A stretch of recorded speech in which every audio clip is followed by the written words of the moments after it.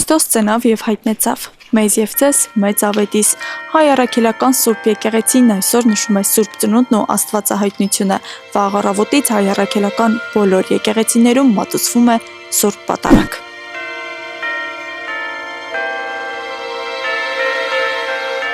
Աստված մարդուն արարեց եւ արարեց իր պատկերով ու նմանությամբ, հadoop նպատակով, որ մարդը պետք է Աստծո մնացած արարածներին իշխեր, տիրություն աներ, այնպես ինչպես Աստված կաներ։ Եվ այսպիսով ինքը պետք է մասնակցեր Աստծո հավիտենական կյանքին, հավիտենական փառքին նաև։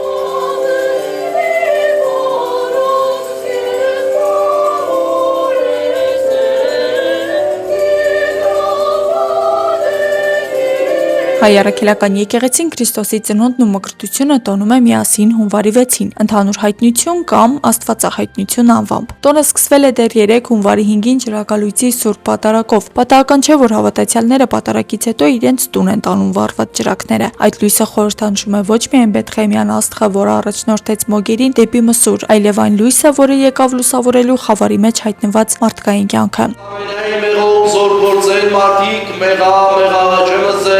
Խնդրեցեք Աստծին, Աստուծոս տողություն։ Եվ հաստատեցես քեզի գործս բարից, եւ հանգստես քեզի հանդերձյալ կյալսն ամեն։ Ազատեցեք ձեզ մարդասերն Աստված։ Փառք Աստծուն երկնքում, խաղաղություն երկրի վրա եւ հաճություն մարդկանց մեջ։ Ուրեմն ջրակալույցի պատարագ այս հայտարարությունն է կատարում մեզ, որը մարդկային կյանքի համար նոր լույս է։ Այսինքն, թե մարդկային կյանքը ադամական հակառակության պատճառով հայտնվել էր խավարային դրության մեջ եւ ահա եկավ երկնքից մի լույս լուսավորելու կյանքի նոր էություն բերելու։ Այդ կյանքի նոր էությունը մարդկային կյանքի լուսավորում ենք մենք նկատում խորհրդավոր տարբերակով։ Հիմա այդ ջրակը որ տանում ենք տուն, ջրակով մենք ուզում ենք հայտարարելու, որ այն ինչ որ տեղի ունեցավ, այն իրադարձությունը, որը տեղի ունեցավ, որը մարդկային կյանքի համար լույս էր եւ մարդկային կյանքի ներքին էական փոփոխություն, այսինքն մարդկային կյանքը վերափոխում եւ դարձնում է աստվածապաշտ,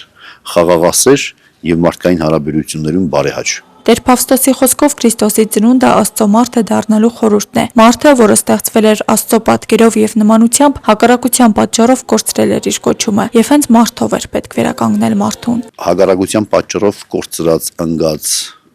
թուլացած, պարտված մարդը մարդով պիտի վերականգնվեր։ Մարդը ինքն է ինքը։ Ինքն էլ պիտի վերականգնի։ Հա, Աստված այսպիսի մի ծրագիր մշակեց։ Եվ դրա համար Սուրբ Երրորդության անձը Աստծո որդին հենց դարձավ մարդ, որպեսզի մարդով վերականգնի այս ամենը։ Առանց մարդու կարող էր անել, բայց մարդու համար դա արժեքավոր չէր լինի։ Դրա համար հենց ինքը դարձավ լի արժեք մարդ, ինչպես մենք յուրաքանչյուր մեկս ենք։ Բացառությամբ, որ ինքը մեղքի հետ առնչություն չունեցավ։ Ինչքան էր որ աշխարհն իրեն առաջարկեց հակառակություն,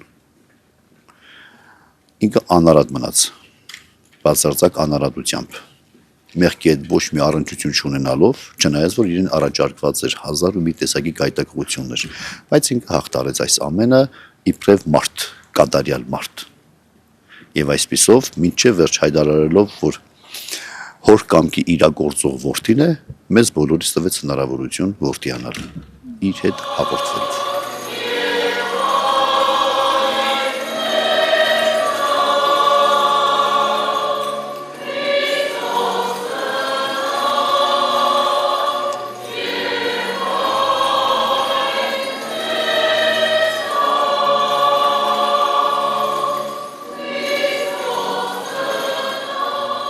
Այսօր Սուրբ Պատարագից հետո կատարվում է նաև ջրօրհնեկի արարողություն։ Խաչը իջեցվում է ջրի մեջ խորհրդանշելով Քրիստոսի մկրտությունը Հորդանան գետում։ Օրհնված ջուրը հավատացյալները տանում են տուն որպես օրհնություն եւ հոգեվոր մաքրություն։ Ջուրը ընդհանուր առմամբ եւ խորհրդավոր կերպով Աստվածաշնչում նշանակություն ունի եւ բացի դրանից ջուրը ընդհանուր կյանքում առանձնահատուկ նշանակություն ունի իբրև նյութեղեն իրողություն, մաքրելու, սրբելու, զովացնելու, կենսատու, հա։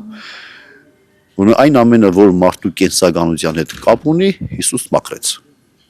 Այսօր ջուրը։ Տոնին հաջորդ օղորն էլ հունվարի 7-ին մեռելոց է։ Պատարագից հետո կատարվում է հոգեհանգստյան արարողություն եւ մարդիկ այցելում են իրենց հանգուցյալների շիրիմներին տոնի ավետիսը հասցնելով նաեւ նրանց։ Ազատես ձե եւս ձեզ մարդասերն Աստված եւ փոխցե ըս հանցանս ձեզ տաթե ձե ժամանակ ապաշխարելով եւ գործելով բարիս Աստղիկ Խաչատրյան, Խանո Վանեսյան, այսօր։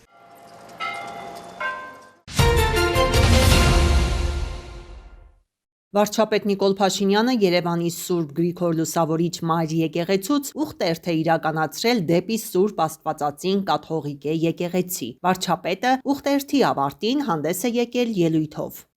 Ըստ էության մենք այսօր վերահաստատվում ենք որպես առաջինը քրիստոնեություն ընդունած պետություն եւ այսօրվա մեր քայլարշավը խորհրդանշում էր որ մենք ի վերջո սկսել ենք քայլել մեր Փրկիչ Հիսուս Քրիստոսի նախանշած ուղով։ Ինչ նկատի ունեմ։ Հայաստանի այս առաքելական Սուրբ եկեղեցու պատարագի կարգում բազմիցս հնչում է հետևյալ նախադասությունը. եւ եւս խաղաղությամբ Աստծուն աղաչեցուք։ Այս գրաբար նախադասությունը թարգմանաբար նշանակում է եւ խաղաղության համար Աստծուն աղաչենք։ Շատ խորհրդանշական բան է տեղի ունեցել, որովհետեւ մենք բոլորս շատ երկար ժամանակ խաղաղության համար աղաչել ենք Աստծուն։ Բայց ի վերջո եկել է այն պահը, երբ որ մենք հասկացել ենք, որ խաղաղության համար Աստծուն աղաչելու զուգահեռ մենք ինքներս պետքա մեր որոշումներով, մեր գործողություններով, մեր քայլերով ստեղծենք այդ խաղաղությունը։ Եվ այսօր Հայաստանի Հանրապետությունում ստեղծված է այդ խաղաղությունը եւ մենք այսօր քայլում էինք Հիսուս Քրիստոսի մեր Փրկչին ասելու, որ մենք ի վերջո գնում ենք քո պատգամի հետևից եւ մենք ստեղծում ենք խաղաղություն։ Եվ մենք ոչ միայն աղաչում ենք քեզ այդ խաղաղության համար, այլ ինքներս մեզ ենք կոչում խաղաղության։ Մենք վերահաստատվում ենք որպես առաջինը քրիստոնեությունը ընդունած պետություն։ Հայ ժողովուրդը քրիստոնյա է դարձել տրդած մեծ թագավորի որոշմամբ եւ հրովարտակով, որը իհարկե ուղղորդվում էր Հիսուս Քրիստոսի եւ Հիսուս Քրիստոսի դեսպանի առաքյալի մեր առաջին հայրապետ Գրիգոր Լուսավորչի կողմից։ Եվ իրական Հայաստանը վերահաստատվում է որպես քրիստոնեական այդ արժեքների կրողը, որպես այդ քրիստոնեական արժեքների վրա հիմնված պետություն։ Եվ շատ խորհրդանշական է, որ մեր քրիստոնեության ընդունած առանցքային սիմվոլները այսօր Հայաստանի Հանրապետության միջազգայինորեն ճանաչված տարածքում են։ Խոր վիրապը, որտեղ երկար տարիներ բանտարկված էր Գրիգոր Լուսավորիչը եւ Մայրաթորը, որը մեր հիմնվել է մեր ավանդության համաձայն միածնի, այսինքն Հիսուսի իջման վայրն է եւ որը տեսիլքով է ցույց տվել, թե որտեղ է պետք կառուցել մեր Մայրաթորը, մեր սրբության սրբոցը։ Եվ վերջո մեր քրիստոնեական հենասյուները խորհրդանշում են այսօր նաեւ Հայաստանի Հանրապետությունը։ Եվ սրա մեջ շատ ուժեղ սիմվոլ եւ շատ ուժեղ պատգամ կա։ Եվ մենք այսօր նաեւ արձանագրում ենք, որ ահա այս հանգրվանից, քրիստոնեական եւ պետական այս հանգրվանից մեզ պետք է նորոգվել, մեզ պետք է առերեսվել մեր անցած ճանապարհի եւ մեզ պետք է կայացնել որոշումներ։ Առողջապահության նախարարությունում 2026 թվականի աշխատանքային առաջին օրը սկսել են անցած տարի իրականացված աշխատանքների քննարկմամբ։ Նախարարը կառավարության ղեկավարին է ներկայացրել արված գործի արդյունքը, խոսել ոլորտի առաջնահերթություններից ու նախատեսվող բարեփոխումներից։ 2025 թվականին շարունակվել են բժշկական օգնության եւ սպասարկման որակի արդյունավետության բարձրացմանն ուղղված աշխատանքները։ Ոլորտի առանցքային բարեփոխումը առողջության համընդհանուր ապահովագրության համակարգի ներդրումն է։ Առաջին փուլով համակարգում ընդգրկվել են մինչև 18 տարեկան երեխաները, 65+ տարիքի քաղաքացիները, հաշմանդամության առաջինից երրորդ խումբ եւ ֆունկցիոնալության սահմանափակում ունեցող անձինք, ներառվել են նաեւ սոցիալապես անապահով խմբերը եւ սոցիալական աջակցության համակարգում ներառված քաղաքացիները, այդ թվում զոհված զինծառայողների ընտանիքները, ընդգրկվել են նաեւ 200,000 դրամից բարձր աշխատավարձ ստացողները։ Համակարգը ամբողջությամբ եւ լիարժեք ներդրված է առանց, այսպես ասած, վերապահումների։ Այո, պարոն վարչապետ, առաջին հենց մեկնարկային ինչ որ նախատեսել էինք անենք, մենք քարտեզ ունեինք իրականացման աշխատանքների, դրանցից բաժանեմ 3 առաջնահերթությունները։ Առաջինը ենթաունեցդրական ակտերը ամբողջությամբ մշակված հաստատված են, հաջորդիվ մեր կարգավիճակ ունեցող անձանց ռեգիստրները ունենք արդեն հաստատված։ Հաջորդը գործատուի կողմից վճարման հաշվառման, վճարման եւ գանձապետարան փոխանցման կտորները եւս թվային գործիքները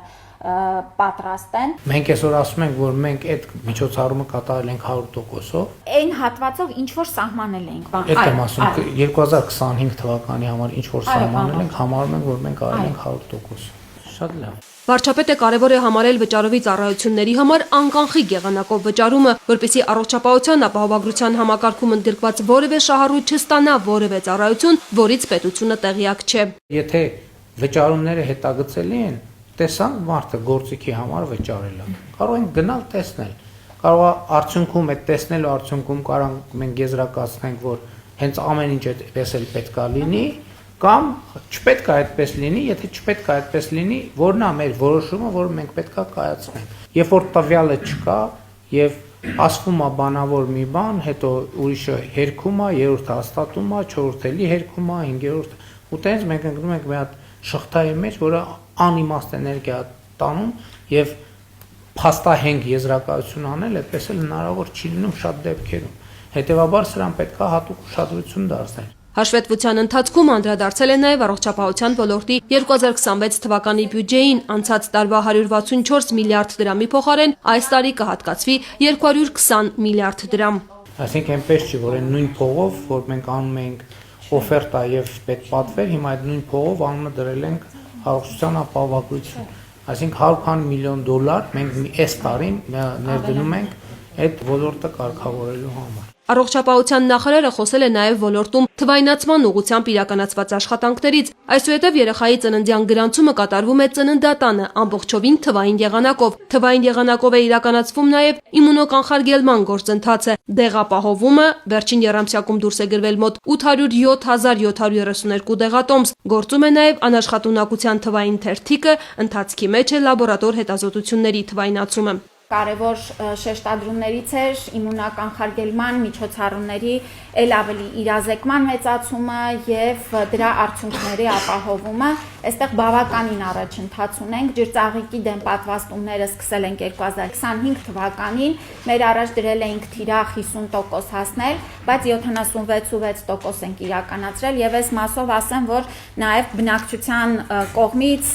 շատ դրական է ընկալվել այս նոր պատվաստանյութի ներդրումը։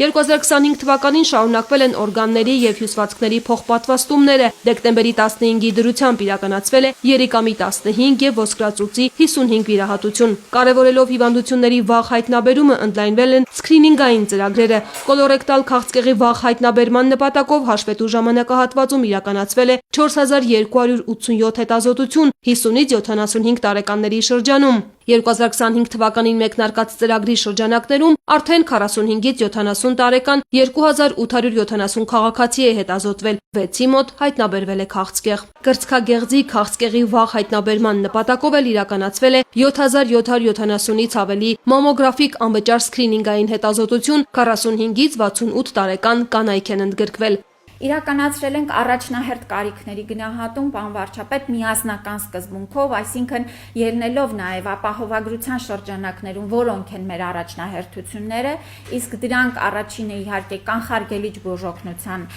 ծավալի մեծացումն է, սա նշանակում է, որ մամոգրաֆիկ սարքավորումների, սոնոգրաֆիկ սարքավորումների եւ այլ անհրաժեշտ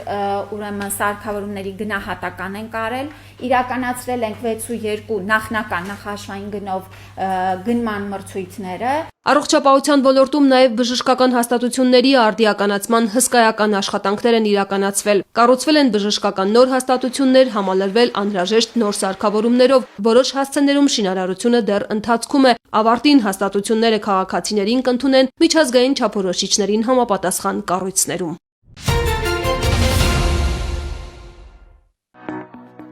Հանրապետությունում պարտադիր զինվորական ծառայության ժամկետը 24 ամսվա փոխարեն սահմանվել է 18 ամիս։ Օրենքը տարածվում է 2026 թվականի հունվարի 1-ից հետո պարտադիր զինվորական ծառայության զորակոչվող քաղաքացիների համար։ Ծառայության ժամկետի կրճատումը չի տարածվելու 2026 թվականի հունվարի 1-ի դրությամբ պարտադիր զինվորական ծառայության մեջ գտնվող ծառայողների վրա։ Օրենքի նախագծի ընդունումը պայմանավորված է Հայաստանի կառավարության 21-26 թվականների ծրագրով նախատեսված պարտադիր զինվորական ծառայության ժամկետի կրճատման անհրաժեշտությամբ։ Հայաստանի կառավարության 2021-2026 թվականների ծրագրով նախատեսվել է պարտադիր զինվորական ծառայության ժամկետի կրճատում ի հաշիվ պայմանագրային ծառայության աճի։ Պաշտպանության նախարարությունը վստահեցնում է, որ վերջին տարիներին պայմանագրային զինվորական ծառայության ընդլայնման նպատակով կատարվել են գործուն քայլեր։ Իդեմս Պաշտպան հայրենաց ծրագրի, արհեստավարժ սերժանտական համակարգի, զինծառայողների ատեստավորման համակարգի ներդրման, սահմանամերձ զորամասերում երկարամյա ծառայության զինվորական կենսաթոշակի պահպանմամբ պայմանագրային զինվորական ծառայության կազմակերպման գործընթացի,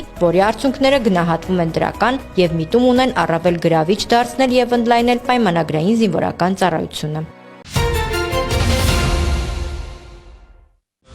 2025-ն իսկապես կարող է պատմական տարի համարվել, քանի որ քաղաքական տեսանկյունից վերջ դրվեց Ադրբեջանի եւ Հայաստանի միջև պատերազմին, եւ մենք արդեն մի քանի ամիս է ապրում ենք խաղաղության պայմաններում, հայտարարել է Ադրբեջանի նախագահը։ Այժմ սովորում ենք, թե ինչ է նշանակում ապրել խաղաղության պայմաններում, հավելել է Իլհամ Ալիևը։ Նրա խոսքով խաղաղության պտուղներն արդեն տեսանելի են թե քաղաքական, թե տնտեսական առումով։ Ալիևի ձևակերպմամբ կայունության եւ անվտանգության նկատմամբ վստահությունն աճում է։ Ադրբեջանի նախագահը կարևորել է Վաշինգտոնյան գագաթնաժողովի արդյունքները, հիշեցրել, որ Ադրբեջանի տարածքով տարբեր բեռներ են ուղարկվում Հայաստան։ Խոսելով հաղորդակցությունների ապաշրջափակման մասին, Ալիևը նշել է. «Կմիավորենք մեր տարածաշրջանը, լավ է, որ դա անում ենք խաղաղ ճանապարհով։ Հայաստանն էլ դրանից միայն կշահի, կբացվեն Ադրբեջանի եւ Հայաստանի, Թուրքիայի եւ Հայաստանի միջև ճանապարհները։ Հայաստանը Նախիջևանով հասանելիություն կստանա Իրանի, իսկ Ադրբեջանով Ռուսաստանի երկաթուղիներին։ Այստեղ պարտվողներ չպետք է լինեն», մանրամասնել է Ադրբեջանի նախագահը։ Նա ընդգծել է, որ 2025 թվականը կարելի է պատմական համարել նաև Բաքու-Վաշինգտոն հարաբերությունների տեսանկյունից։ Ալիևի խոսքով երկկողմ շփումներին մեծապես խանգարում էր 907-րդ ուխումը, որը խոչընդոտում էր Ադրբեջանին Միացյալ Նահանգների ռազմական եւ ֆինանսական աջակցությունը։ Այժմ նման սահմանափակում չկա երկու հիմնական պատճառով։ Նախ Հայաստանի եւ Ադրբեջանի միջև պատերազմը պաշտոնապես ավարտվել է։ Երկրորդ, Միացյալ Նահանգներում իշխանության ղեկին է նախագահ Թրամփը, որը շատ պրագմատիկ է, հավելել է Ալիևը։ Նա տեղեկացրել է, որ Միացյալ Նահանգների եւ Ադրբեջանի միջև դիվանագիտական ակտիվ շփումներ են ընթանում, քննարկվում է ներդրումների հարցը, եւ այս ամենին մեծապես նպաստել է Վաշինգտոնում Հայաստանի եւ Ադրբեջանի միջև խաղաղության պայմանագրի նախաստորագրումը։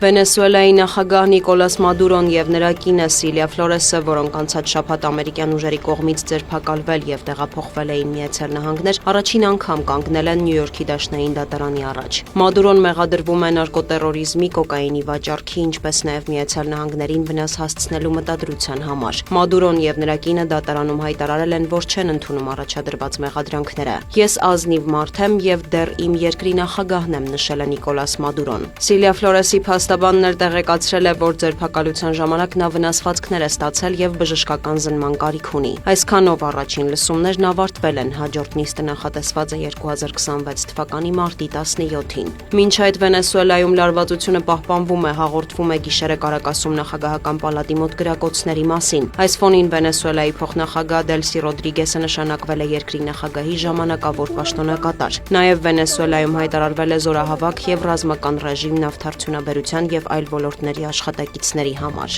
Վենեսուելայի շուրջ իրավիճակը մեկնաբանել է Դոնալդ Թրամփը, Սպիտակ տան ղեկավարը տեղեկացրել է, որ Դելսի Ռոդրիգեսը գործակցում է ամերիկացի պաշտոնյաների հետ։ Նա հայտարարել է առաջիկա 30 օրում այդ երկրում ընտրություններ չեն անցկացվելու, քանի որ նախ հարկավոր է վերակառուցել Վենեսուելան եւ համապատասխան ենթակառուցվածքները, այդ թվում էներգետիկ։ Մենք պատերազմում ենք ոչ թե Վենեսուելայի, այլ թմրավաճառների դեմ, նրանց դեմ, ովքեր մեր երկիր են ուղարկում իրենց հանցագործներին, թմրամոլներին, շեշտել է ԱՄՆ նախագահը։ ՄԱԿ անվտանգության խորհուրդն էլ արտակարգ նիստ է անցկացրել։ Կարակասի մշտական ներկայացուցիչ Սամուել Մոնկադան մեղադրել է Վաշինգտոնին ՄԱԿ-ի կանոնադրությունը խախտելու եւ Վենեսուելայի բնական պաշարները յուրացնելու ցանկության համար։ Վաշինգտոնի մշտական ներկայացուցիչ Մայք Վոլցը հակադարձել է, Միացյալ Նահանգների նպատակն է ապահովել կարգու կանոնը։ Նա Մադուրոին անվանել է անօրինական նախագահ։ Ռուսական կողմը պահանջել է ազատել Մադուրոին եւ նրա կնոջը, ամերիկյան գործողությունը որակելով հանցագործություն։ ՄԱԿ-ում Դանիայի մշտական ներկայացուցիչն էլ հայտարարել է, որ սահմանների անձեռնմխելիությունը քննարկման ենթակա չէ։ Կոպենհագենից մեկնաբանել են Դոնալդ Թրամփի հայտարարությունն այն մասին, որ Գրենլանդիան ռազմավարական նշանակություն ունի եւ անհրաժեշտ է Միացյալ Նահանգներին ազգային անվտանգության նկատառումներով։ Ամբողջ Գրենլանդիան շրջապատված է ռուսական եւ չինական նավերով, նշել էր Սպիտակ տան ղեկավարը։ Դանիայի վարչապետը հայտարարել է Գրենլանդիան ուժով զավթելու ցանկացած քայլ կխաթարի տրանսատլանտյան անվտանգության 80-ամյա կապերը։ Մետե Ֆրիդերիքսենը հիշեցրել է, որ Դանիան միշտ եղել է Միացյալ Նահանգների լավ դաշնակիցը, իսկ Գրենլանդիան ՆԱՏՕ-ի մաս է։ Գրենլանդիայի վարչապետն իր հերթին հայտարարել է, որ կղզին չի հաջողվի գրավել 1 ժամում։ Փորձում ենք վերականգնել գործակցությունը Միացյալ Նահանգների հետ, բացենք Վաշինգտոնի հետ գործարքներ կնքելու համար, նշել է Յենս Ֆրեդերիկ Նիլսենը։ Դանիային աջակցություն է հայտնել Մեծ Բրիտանիայի վարչապետը Քրիս Սթարմերը շեշտել է, Գրենլանդիայի ճակատագիրը պետք է որոշեն կղզու բնակիչները եւ Դանիայի թագավորությունը։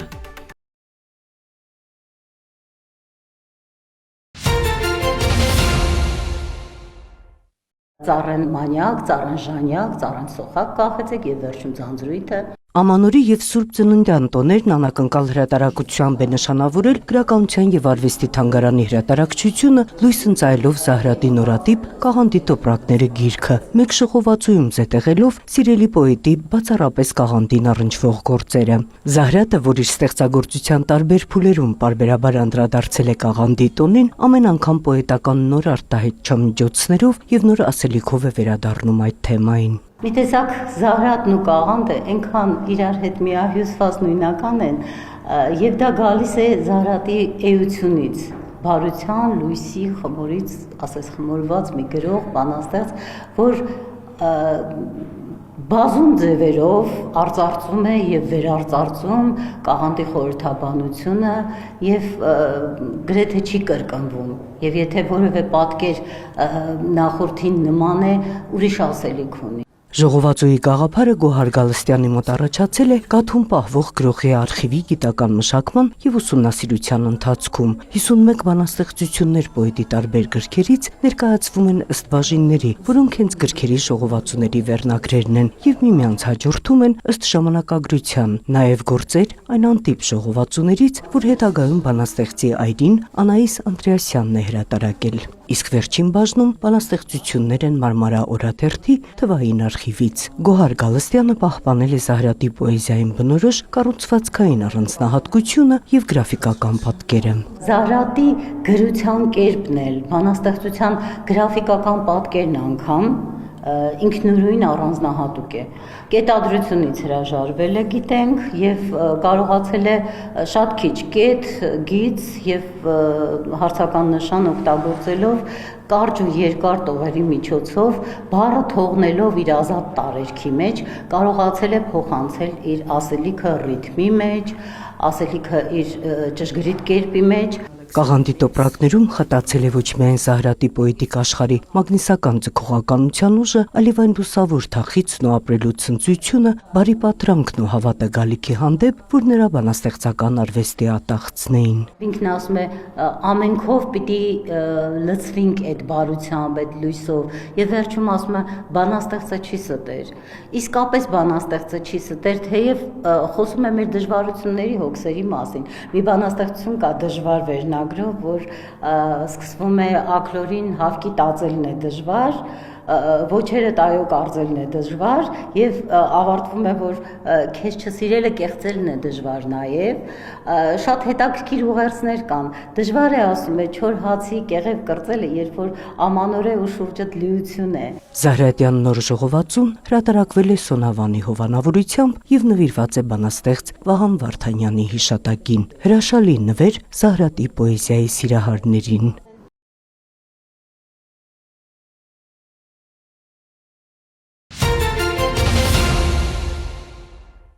Քրեական ոստիկանության Երևան քաղաքի վարչության սեփականության դեմ ուղղված հանցագործությունների դեմ պայքարի բաժնում օպերատիվ տեղեկություններ էին ստացվել, որ Երևանի երկու բնակիչ տարբեր վարչական շրջաններում եւ մարզերում կատարում են բնակարանային գողություններ։ Գողության դեպքերի վերաբերյալ ոստիկանություն հաղորդում էին ներկայացրել նաեւ Կոտայքի մարզի բնակիչներ։ Քրեական ոստիկանության Կոտայքի մարզային վարչությունում հաղորդում տված Չարենցավանի բնակիչը հայտնել էր, որ 4-րդ թաղամասի շենքերից մեկում գտնվող իր բնակարանից գողացել են ոսկյա զարդեր։ Համակարգացի մի տղամարդ էլ զանգահարել էր ոստիկանություն եւ հայտնել, որ բնակարանից գողացել են ոսկյա զարդեր եւ 136,000 դրամ։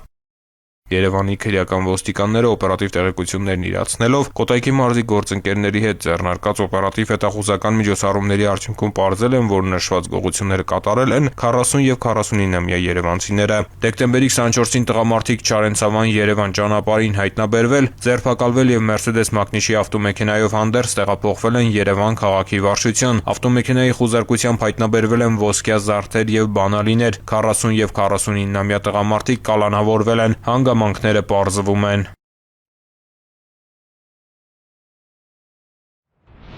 Դեկտեմբերի 29-ից հունվարի 5-ը մայրաքաղաքում իրականացված ծառայության ընթացքում Երևանի պարեկները հայտնաբերել են ճանապարհային երթևեկության կանոնների 2121 խախտում, պահպանվող հատուկ տարածք տեղափոխելով 39 ավտոմեքենա, մասնավորապես հայտնաբերվել է ոչ ստապ 223 վարորդ առանց վարորդական իրավունքի վկայականի 147, կեղծ վարորդական վկայականով երթևեկող 1 անձ, հայտնաբերվել է հաշվառման համանիշի հետ կապված 47, ճամրակապված վարելու 124, առանց մանկական նստատեղի քարսիթի 10, վարելու ընթացքում ծխելու 203, վարելիս հեռախոսից օգտվելու 121, հետիոտնի որ սահմանված վայրով անցնելու 25 եւ 757 այլ իրավախախտում, 63 մեքենա շահագործվել է առանց ապա պայմանագրի, 112-ը տեխնիկական զննություն չանցած, 36-ը լուսարձակների անսարկությամբ, 41-ը թաղանթապատված դիմապակիով եւ կողային ապակիներով, 200-ը առանց ձմեռային անվադողերի, բացի այդ տարբեր կասկածանքներով ձերբակալվելու համայնքային ոստիկանության բաժիններ է տարվել 33 անձ։